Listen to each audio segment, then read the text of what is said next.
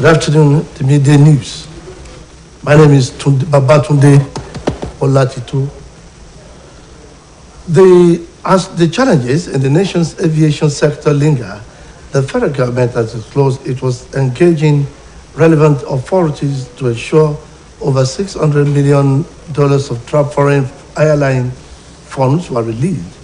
Minister of Information and Culture Lai Mohammed disclosed this during a tour of the new Murtala Mohammed International Airport Terminal 2 in Lagos. The terminal, estimated to be worth over $150 million, is one of the 5 airports in Lagos, Abuja, Port Harcourt, Kano, and Enugu that benefited from the $500 million loan deal between Nigeria and China for the building of 4 new terminals. The new terminal has the capacity to process 14 million passengers per year and is built on a land mass of approximately 56,000 square meters with 66 check-in counters. The Nigerian Immigration Service also said it generated over $500,000 monthly visa on arrival funds from the terminal. However, the minister, while responding to questions on the foreign airlines trust fund, said that the relevant authorities were working hard on the issue. It stated further that the new International Terminal 2 of Murtala Mohammed International Airport, Lagos, was not built to replace Terminal 1, but to complement it. The National Executive Council of the Striking Academic Staff Union of Universities will meet on Sunday to take a decision on whether to suspend or continue with industrial action.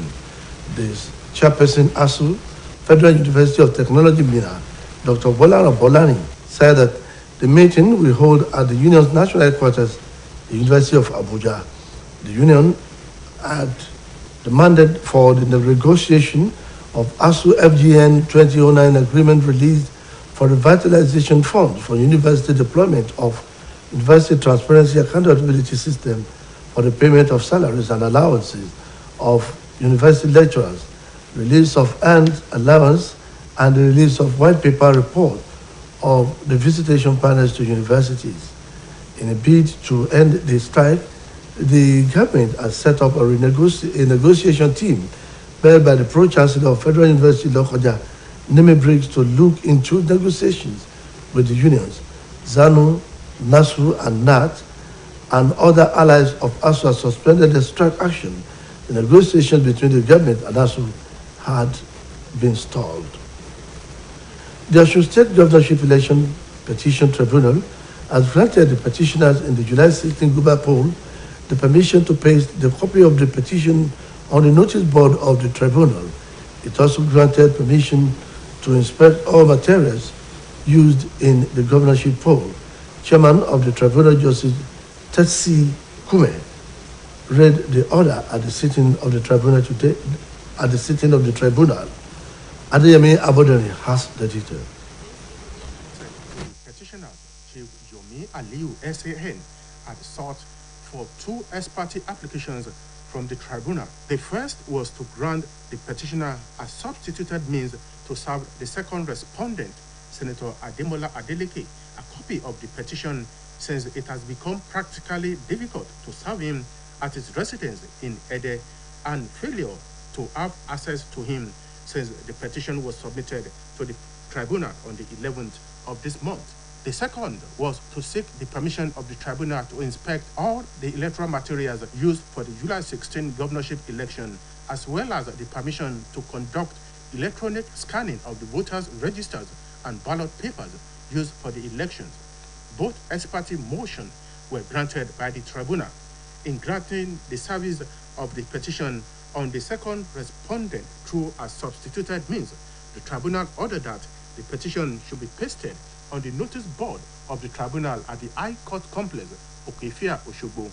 Speaking with newsmen after the sitting, counsel to the governor, Adeboyega Oyetola, and the All Progressive Congress, Chief Yomi Aliyu, expressed the belief that the tribunal will do justice to the petition. We have trust in them, and we know they will do justice to this petition. That's what we expect. We came here to get justice, and we know we are definitely going to get that. The chairman of the All Progressive Congress in the state, Prince Adegboyega Famodo, expressed confidence that the tribunal will upturn the result of the election as declared by INEC. Our legal advisor made us to believe so, that we have a very good case, and as such, we are demanding for justice before the tribunal. Earlier in his opening remark, Chairman of the tribunal, Justice Tasia Kume, had assured the parties of the readiness of the tribunal to abide by their oath of office and be fair and just. Chief Yomi Aliyu, who appeared for the first and second petitioners, prayed for wisdom for members of the tribunal to be right and just. Recalled that the All Progressive Congress and the incumbent Governor Adegboyega Oyetola had submitted a petition challenging the result of the July 16 governorship election as declared by the Independent National Electoral Commission on the 11th of this month. OSBC News observed adequate security at the premises of the High Court Complex, Okefia Oshogbo, venue of the tribunal sitting. Adeyemi Aboderi, OSBC News. The federal government has introduced the rotavirus vaccine into routine immunization to protect against rotavirus infections among children in the country. Rotavirus is the leading cause of severe dehydrating diarrhea in children less than 5 years. According to the World Health Organization, rotaviruses are double-stranded RNA viruses of genus Reoviridae. Speaking during the commencement of the vaccination in Abuja, the Minister of Health, Dr. Sagir Ehanari, said improving children's health is a priority. Also speaking, the Executive Director of the National Primary Healthcare Development Agency, Dr. Faisal Shuaib, described rotavirus as one of the leading causes of diarrheal disease in the world, adding that it is responsible for 40% of diarrhea in children. On this fact, the WHO country representative, Dr. Walter Mulumbo, said Nigeria, being one of the 4 countries that approximately half the global burden, will gain from the economic impact of the vaccine. Nigeria's Security and Civil Defense Corps in Cross River State has impounded 16,000 liters of stolen petroleum products in the state. The state commandant of NCDC, Mr. Samuel Fadeyi, said the stolen products, which are mainly automotive gas oil, also known as diesel, was stored in drums and gallons and reading at the trailer park across the state. Speaking with newsmen in Calabar, while inspecting the seized petroleum product, Fadeyi said such became necessary following an instruction from the Commandant General of the NCDC that some illegal activities were going on in parks. According to him, he went to trailer park in Cross River State and discovered that hawkers had stored a lot of petroleum product in drums and hidden it. Some stakeholders in the country's football have kicked against the process adopted in appointing members of the Nigeria Football Federation Electoral Appeals Committee. The NFF, after its yearly General Assembly in Lagos, announced the appointment of members of the Electoral Committee as well as the Appeals Committee for the September 30 Electoral Congress, which is expected to usher in a new leadership for the Nigerian football.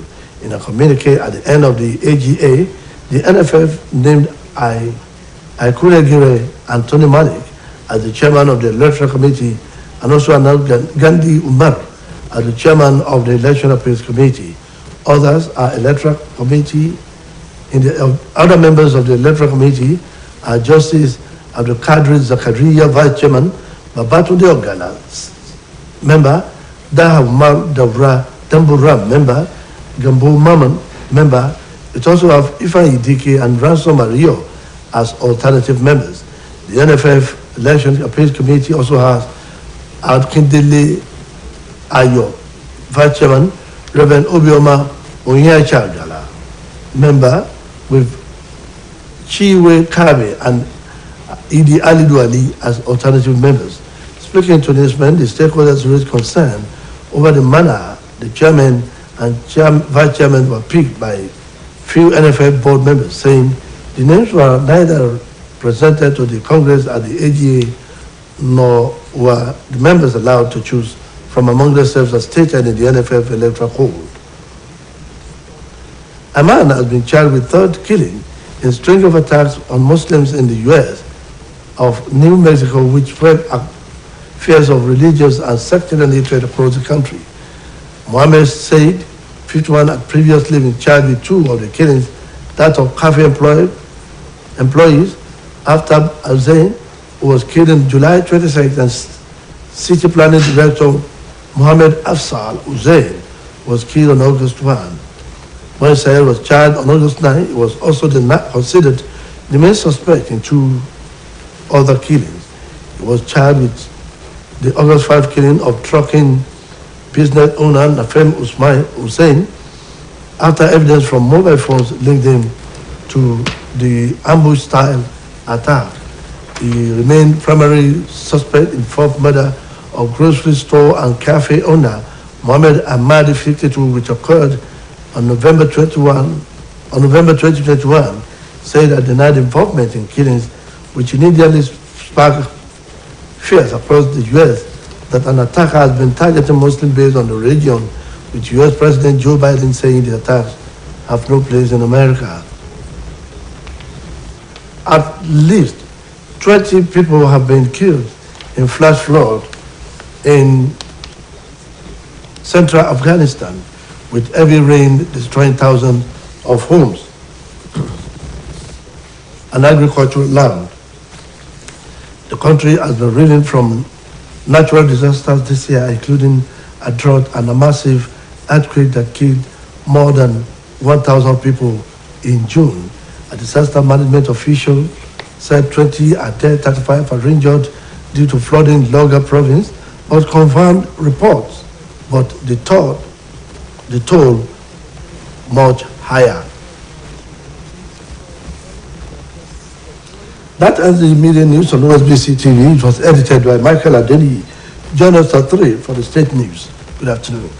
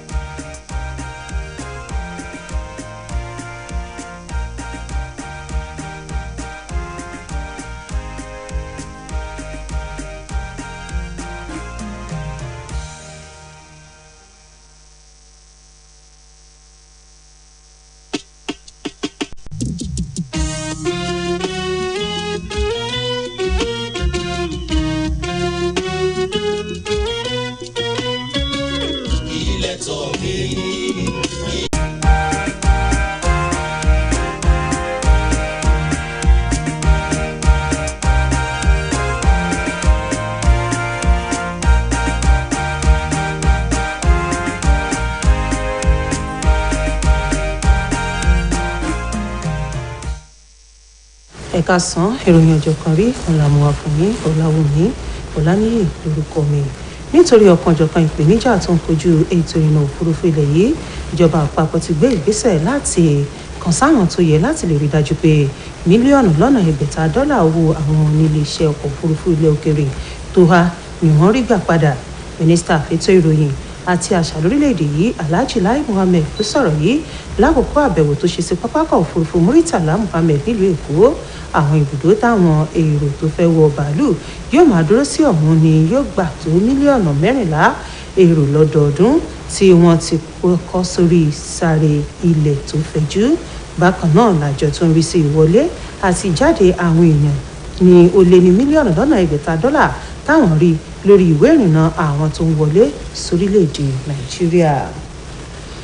Lọ́jọ́ ìsinmi tó ń bọ̀ ní ìgbìmọ̀ aláṣẹ ẹgbẹ́ àwọn olùkọ́ ilé ẹ̀kọ́ fásitì tó ń wọṣẹ́ níran yóò fẹnu ọ̀rọ̀ jóná lórí bóyá wọn yóò ṣẹ̀wélé ìyanṣẹ́lódì tí ẹgbẹ́ ASUU gùnlé àbí wọn ó tẹ̀síwájú. Alága ẹgbẹ́ ASUU fẹ́ka ilé ẹ̀kọ́ fásitì ìmọ̀-ẹ̀rọ tìjọba àpapọ̀ tó wà ní Minna, ọ̀mọ̀wé Gbọ́láhàn Bọ́lárìn ló sọ èyí di mímọ̀ pẹ̀lú àlàyé pé olùlé ẹgbẹ́ náà tó wà nínú ilé ẹ̀kọ́ fásitì Àbújá nípàdé ọ̀hún yóò tó wáyé. A ó rántí pé lára ohun tí ẹgbẹ́ náà béèrè fún ní àmúṣe àdéhùn tí wọ́n fẹnu kò sí lọ́dún 2009 kí ìjọba àpapọ̀ sì ṣèwékalẹ̀ owó fọ́rọ̀ ìdàgbàsókè àwọn ilé ẹ̀kọ́ fásitì ilẹ̀ yìí. Bẹ́ẹ̀ ni wọ́n fẹ́ kí àkóyawọ́ wà nídìí àwọn àjẹmọ́nú wọn, kí ìjọba sì yọ̀ǹda àwọn àbọ̀ ìròyìn àbẹ̀wò ìgbìmọ̀ tó gbé kalẹ̀ lórí ọ̀rọ̀ àwọn fásitì nílẹ̀ yìí láti wá jẹ́ kópin dé bá ìyanṣẹ́lódì ọ̀hún ló mú kí ìjọba àpapọ̀ ṣe àgbékalẹ̀ ìgbìmọ̀ tí yóò dúnàádúrà láàrin ìjọba àti ẹgbẹ́ àwọn olùkọ́ fásitì èyí tó ń woṣẹ́ nínà lábẹ́ ìdarí bàbá àṣàlẹ̀ ilé ẹ̀kọ́ fásitì ìjọba àpapọ̀ tó wà ní Lọ́kọ́jà ọ̀jọ̀gbọ́n Migris. Ní báyìí àwọn ẹgbẹ́ òṣìṣẹ́ bíi SANU, NASO àti NAT ti ṣẹ́wọ́lẹ̀ ìyanṣẹ́lódì tí wọ́n gùn lé, àmọ́ tí ìjọba àti ẹgbẹ́ ASUU kò tí ì fẹnu ọ̀rọ̀ jóná nípa ìdúnàádúrà wọn. Ìgbìmọ̀ tó ń gbẹ̀sùn ìdìbò gómìnà tó wáyé nípínlẹ̀ Ọ̀ṣun ti fún olùpẹ̀jọ́ tako èsì ìdìbò gómìnà ọ̀hún láṣẹ láti lọ lẹ ìwé tó fi pẹjọ́ tako àbájáde ìdìbò náà sójú pátákó ìgbìmọ̀ yìí. Bákan náà ló tún fún olùpẹ̀jọ́ láṣẹ láti ṣe àyẹ̀wò àwọn ohun èlò ìdìbò tí wọ́n lò lákòókò ìdìbò gómìnà ọ̀hún. Alága ìgbìmọ̀ náà onídàájọ́ Tẹ̀sí Ahmed ló sọ èyí níbi ìjókòó wọn tó wáyé lánàá. Àtúpalẹ̀ ìròyìn Adéyẹmí Abọ́dẹrìnrè látẹnu Olúwarántí Ọ̀jẹ̀wùmí. Agbẹjọ́rò olùpẹ̀jọ́ Olóyè Yomi Aliyu ló béèrè àwọn àǹfààní kan lọ́dọ̀ ìgbìmọ̀ tó ń gbẹ́sùn ìdìbò gómìnà tó wáyé nípìnlẹ̀ yìí láti sì bá wọn buwọ́lù ní yàjóyàjó.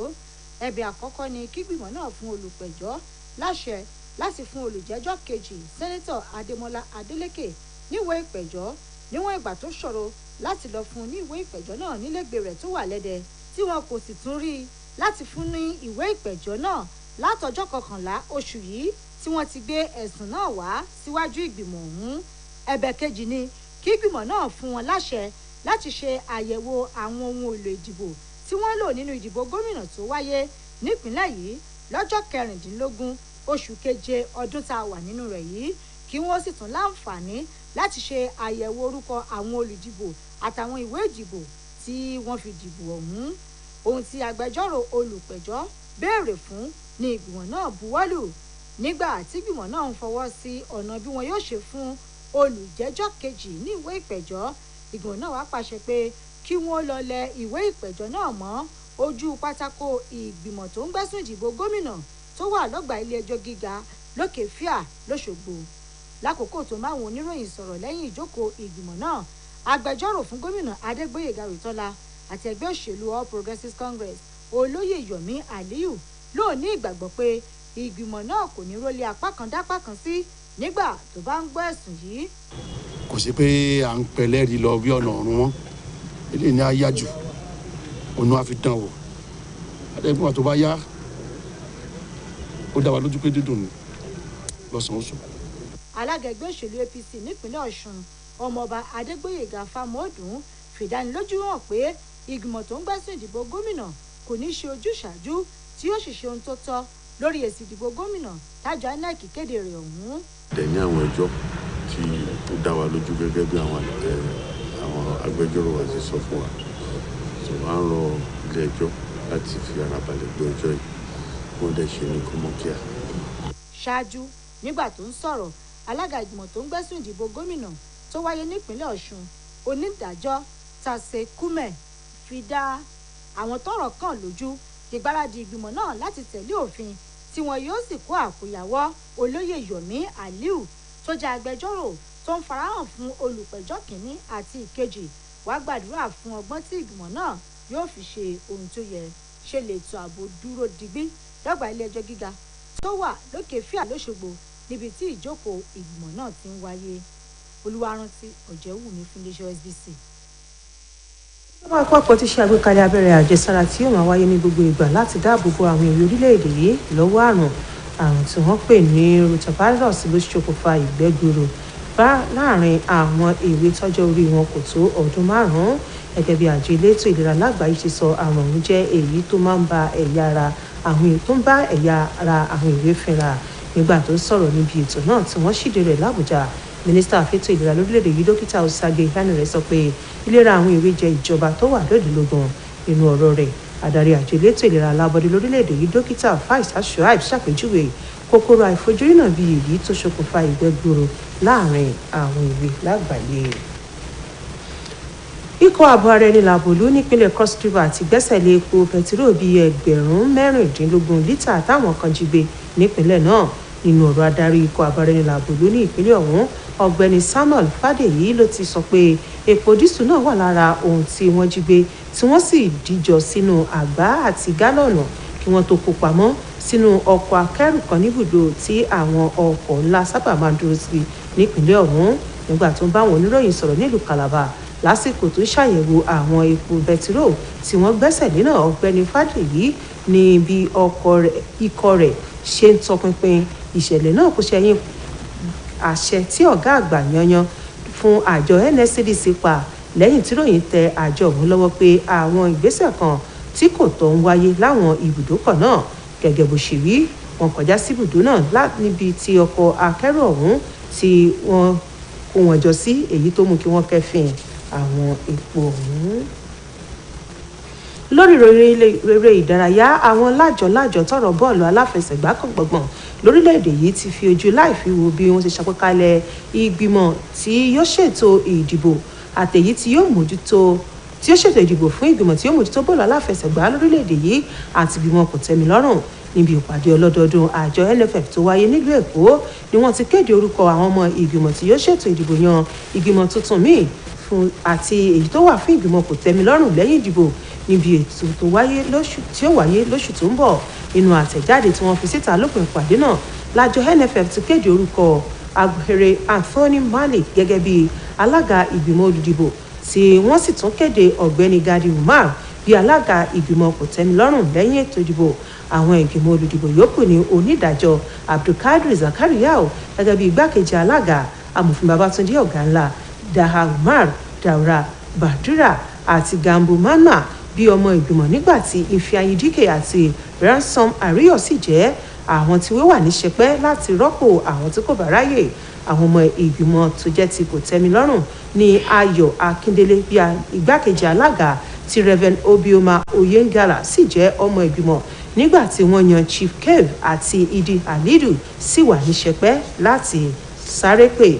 Nínú ọ̀rọ̀ wọn pẹ̀lú àwọn oníròyìn, àwọn tọrọ eré ìdárayá kan gbọ̀ngbọ̀n lórílẹ̀‐èdè yìí kọminú lórí orúkọ àwọn alága àti àwọn igbákejì wọn tí gbìmọ̀ alámòjútó bọ́ọ̀lù aláfẹsẹ̀gbá NFF kéde náà, pẹ̀lú àlàyé pé ó yẹ kí wọ́n ṣàgbékalẹ̀ orúkọ àwọn èèyàn ọ̀hún níbi ìpàdé àpapọ̀ ni káwọn èèyàn sì mú nínú orúkọ tí wọ́n bá dábàá lábẹ́ òfin tó gbé iṣẹ́ àjọ NFF ró, kìí ṣe pé wọn yóò yan àwọn èèyàn náà. Lórí ìròyìn ilẹ̀ òkèèrè, wọ́n ti fẹ̀sùn kan ọkùnrin kan fún pé ó ti di èèyàn 3 tó gbẹ̀mí rẹ̀ níbi ìkọlù tó wáyé sáwọn mùsùlùmí ní ìpínlẹ̀ kan nílẹ̀ Amẹ́ríkà, New Mexico, èyí tó dá ìbẹ̀rùbojo sílẹ̀ káàkiri ilẹ̀ Amẹ́ríkà. Mohammed Sid, ẹni ọdún 51, ni wọ́n ti kọ́kọ́ fẹ̀sùn kàn pé ó gbọ́mọ èèyàn 2 níbi tá a ti rí Aftab Hussein tó gbẹ̀mí rẹ̀ lọ́jọ́ 26 oṣù keje àti Mohammed Abisa Hussein tó gbẹ̀mí rẹ̀ lọ́jọ́ 1 oṣù yìí. Nígbà tí wọ́n ń fojú Sid bá ilé ẹjọ́ lọ́jọ́ 9 oṣù kẹjọ ni wọ́n tún fẹ̀sùn kàn pé òun ló wà nídìí bí wọ́n ṣe gbẹ̀mí àwọn èèyàn 2 yòókù.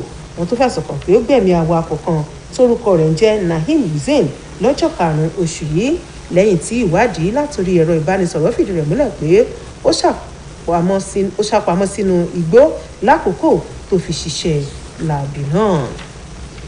Ó kéré tán 20 èèyàn ló ti gbẹ́mìí mì níbi ìlà lórí omíyalé àgbàrá ya ṣọ́ọ̀bù èyí tó ṣẹlẹ̀ láàrin gbùngbùn Afghanistan tí òjò àrọ̀dá tó rọrùn sì ba ọ̀pọ̀lọpọ̀ ilé jẹ́, bẹ́ẹ̀ ló tó ṣàkóbá fáwọn ilẹ̀ oko. Àrùn ti pé orílẹ̀-èdè Afghanistan ló ṣẹ̀ṣẹ̀ ń bọ́ lọ́kọ̀ làlúrí kan lọ́dún yìí nínú èyí tá a ti rí ìṣẹ̀lẹ̀ ilẹ̀ rírì èyí tó rán nǹkan 1,000 èèyàn lọ sọ́run àrímábọ̀ lóṣù kẹfà ọdún tá a wà yìí. Ẹ̀ka tó mójútó ìṣẹ̀lẹ̀ pàjáwìrì lórílẹ̀-èdè náà ti wá fi léde pé 20 èèyàn ló ti gbẹ́mìí mì nígbà táwọn bíi 45 sì farapa látàrí ìṣẹ̀lẹ̀ omíyalé náà, ṣùgbọ́n kò tí ì sí ìròyìn míì tó sọ iye kan ní pàtó. A ó rántí pé ìjọba Taliban gbàkóso orílẹ̀-èdè Afghanistan lóṣù kẹjọ ọdún tó kọjá, táwọn èèyàn orílẹ̀-èdè ọ̀hún sì ń gbìyànjú láti borí ọ̀kan ọ̀jọ̀kan là lórí èyí tó ṣẹlẹ̀ sí wọn nípa bíbèrè ìrànlọ́wọ́ láwọn orílẹ̀-èdè lágbàáyé. Èyí ló pe ìròyìn ọjọ́ kan rí wa fún títí àkókò yìí. Lu àrántí ọjọ́ wù mí lòlóòtú yòókù tó di aago 7 kọjá ìṣẹ́jú 15 nígbà táwọn ìròyìn ìpínlẹ̀ Ọ̀ṣun wà fún yín títí ìgbà náà. Ìkú kalẹ̀.